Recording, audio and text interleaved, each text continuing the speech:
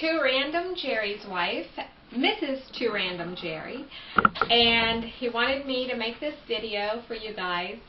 He has a series coming out on prepping, and one thing that we have noticed a lot of preppers totally overlook as they're preparing for whatever could happen.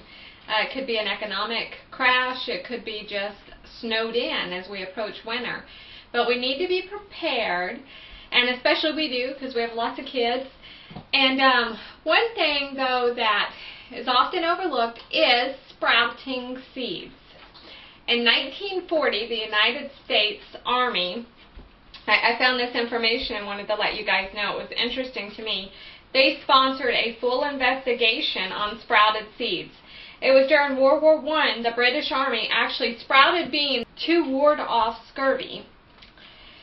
They dug the trenches and they kind of figured out how much their battalion would need to ward off scurvy, and then they started actually sprouting beans in the trenches. You can add soy sauce or flax oil to your sprouted seeds and beans, and it makes a great delicious salad by itself. It's raw. The rawer you keep it without cooking, the more higher the contents and the vitamins are going to be. I got you some sprouting facts I want to tell you. Vitamin C is increased to the content of vitamin C you would have in tomatoes by sprouting seeds. And also for a lot of apartment dwellers, this is going to be awesome because a lot of times we don't have the luxury of growing tomatoes like, you know, if you lived on a farm. So this is a way that those who live in the city should definitely not be without seeds, at least, and beans to sprout, and some sprouting equipment, which is really easy, and we'll get into that in just a minute. Your niacin doubles in content. Thiamine, 5-fold increase. Vitamin C, as I said, becomes as rich as the vitamin C in tomatoes. You've got your copper, magnesium, zinc, vitamin K, folate, and vitamin C. It's low in carbs and it's very high in protein when sprouted. The other thing I want to touch on real fast before we show you how to do this is make sure that you get a good quality seed or bean. A lot of the beans you get off the shelves at your local food markets have been messed with, and they have growth inhibitors so that they do not sprout. So you want to get them sprouting seeds from your local health food store or online. But you're going to be really disappointed if you stored the lentils from the lentils from the local grocery store. You go to sprout them and they don't work. So make sure you get a good quality sprouting seed. You can sprout alfalfa, barley, chickpeas, corn, lentils, mung beans, peas, soybeans, wheat. And you can find recipes online to actually make your own bread, which a lot of health food stores sell sprouted wheat bread, or sprouted bread. Some of it's got wheat in it, but so let me see, is there something else you guys think we should talk about here and let them know? Your seed volume, it's going to look like very little seeds. She's going to go ahead and start taking 4 tablespoons out. We've got half a quart jar here. Half a gallon jar, and she's going to take 4 tablespoons out. And it's awesome because you can let the kids get involved.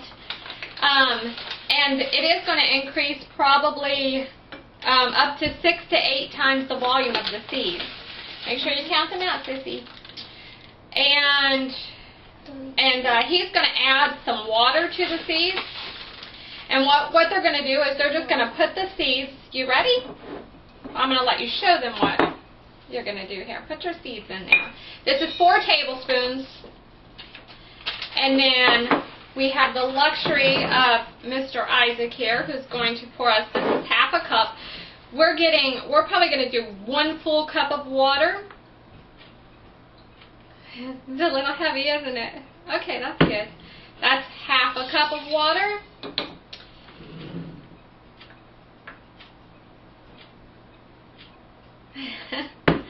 And 1 full cup of water. So we got 4 tablespoons of our seeds, and then we've got a sprouting jar here with a stainless steel screen. You guys don't have to have this kind of fancy equipment. You can probably get this sprouting equipment for like $10 online though.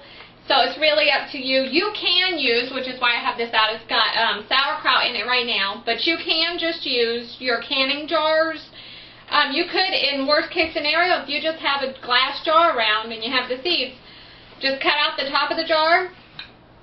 But like I said, if you have these, they have this, you want to show them the screen, they have the screen on it, which is much easier. Or the canning jars, just put your own screen or cheesecloth, tighten the lid down.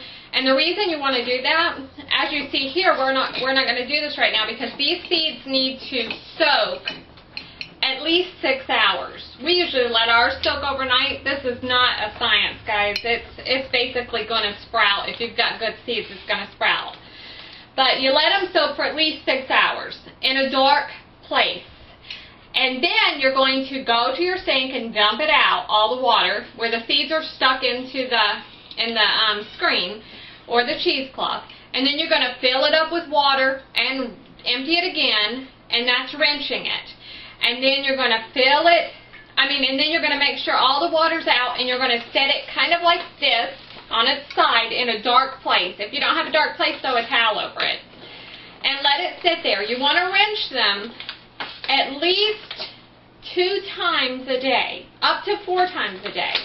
And you're going to start seeing sprouts within 24 hours. So you're going to start getting greens coming out.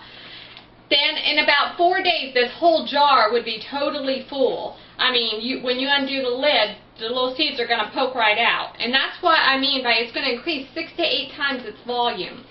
We're talking cheap food, full of nutrients, low in calories, low in carbs, and it will get you through a rough situation. So it's just one of those things that are often overlooked. We wanted to kind of tell you guys about it today.